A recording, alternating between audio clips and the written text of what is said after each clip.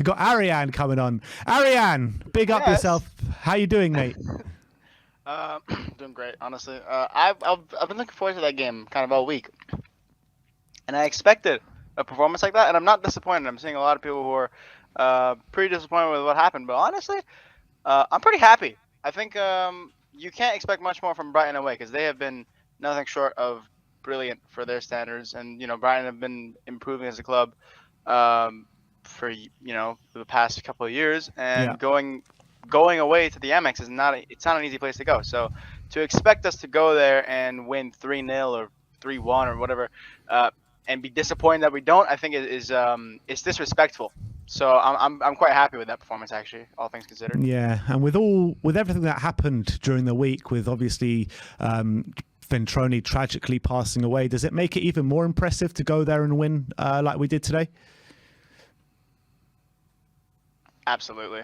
I mean, look, it cannot be easy to lose someone who was clearly so influential in the club.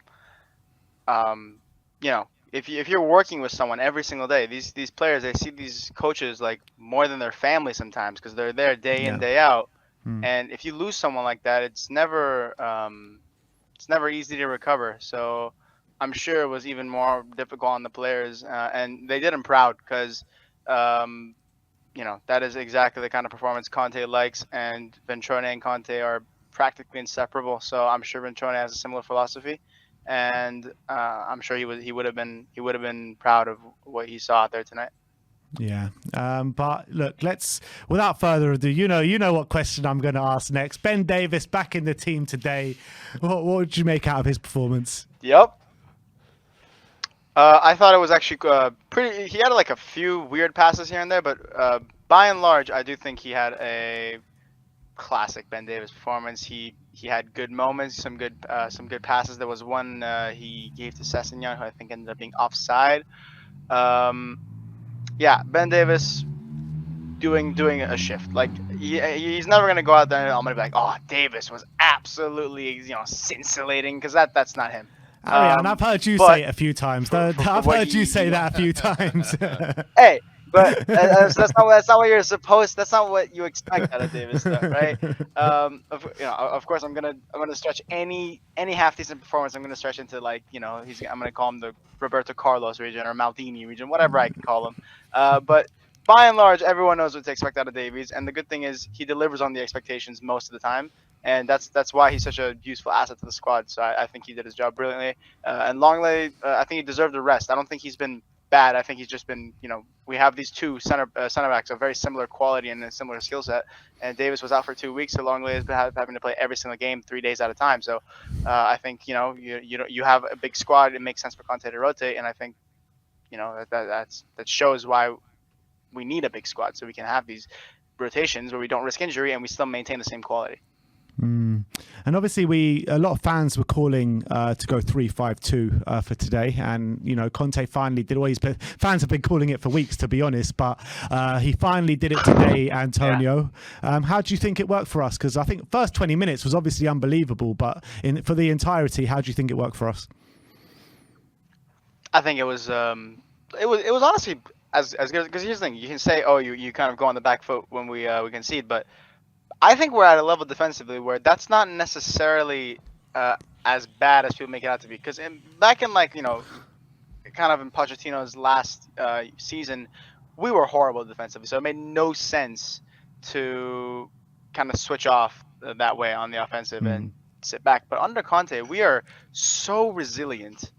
I don't see any reason that we can't just, we can hold a 1-0 lead at one of the most difficult away days. That way we don't risk any kind of injury, because against Brighton you have to play very high intensity. It's not something where you can just cruise your way to a bunch of goals. We're not Man City. We can't just pass around them and pretend they're not there. So at the end of the day, I think perfect. It was in the first 20 minutes when we needed the goal. We're playing him off the park. We get that goal, and from the whole time when we were defending, they had a bunch of half chances and pot shots, but I'm seeing these like XG things on Twitter where apparently they had like maybe 0.94 and we had like 0.5, and like I have no idea how they're getting these numbers, because like none of their chances really scared me, bar the one that Doherty saved. Like, outside of that, we really didn't. I didn't feel in danger at all, really, at any stage of the game. Yeah, I mean, they were peppering us. They were peppering us. But I didn't say really. we go for it. Yeah, I agree, and like they were peppering us, didn't really create too many chances. We had the chances on the other end. I mean, Doherty could have done a bit better on a few certain situations in the first half. Kane had that chance where he really should have gobbled up, where he screwed it wide. I mean, there were chances for us today, weren't there? But I want to talk to you about the wing backs today, because nobody expected really Matt Doherty to come in today. Sessegnon put in a really good shift on the left-hand side. What does this mean going forward in the Premier League now? Does Sessegnon have the shirt? Does Doherty have the shirt? What's going on? I think Sessegnon has actually been a better wingback than Perisic overall this season, because Perisic has had very good games going forward, but defensively he has been a bit questionable sometimes. Not saying he's poor defensively, but I think in certain games like this where we need to make sure we're solid, and which is the majority of most games, because not every single game is a game against Chelsea or a game against Man City where you expect a lot of space in behind. In those games, I would rather have Sessegnon because I feel more comfortable with him at the back. And Doherty, I think first game in a long time, you could see it was rusty, but you could see that was surprisingly, I thought the kind of injury that Doherty has is one that can be a bit of a career ender at like his age.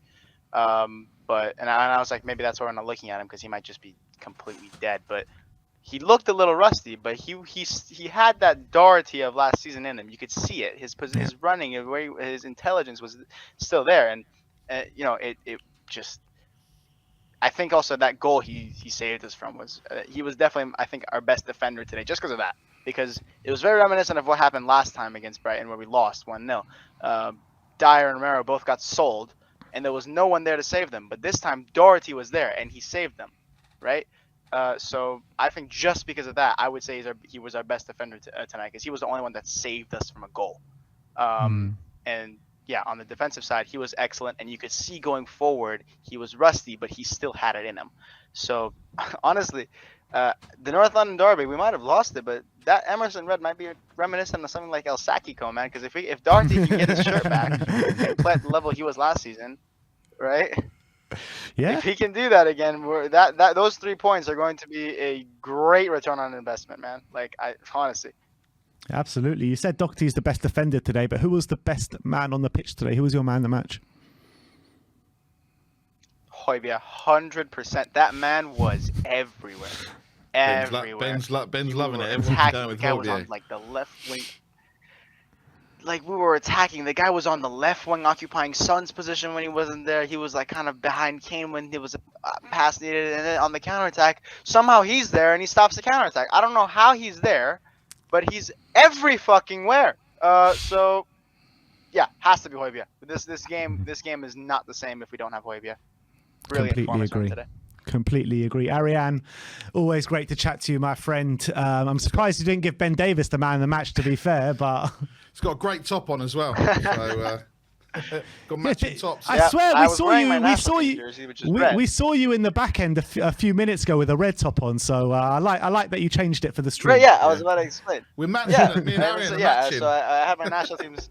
Yeah, exactly. I saw. That's why I changed this. I had my national team's jersey on, which is red, or that's the away jersey, and I was like, hang on, that's not appropriate, so I have to change. It's like the first time people are changing to wear the You're an influencer, Barry. You're an influencer. All right, big up, ARIAN. You guys. It's been a while since I've actually chatted to you, Ben. Yeah. And as always, come on, you Spurs! Come on, you Spurs! Big up, ARIAN. Big up.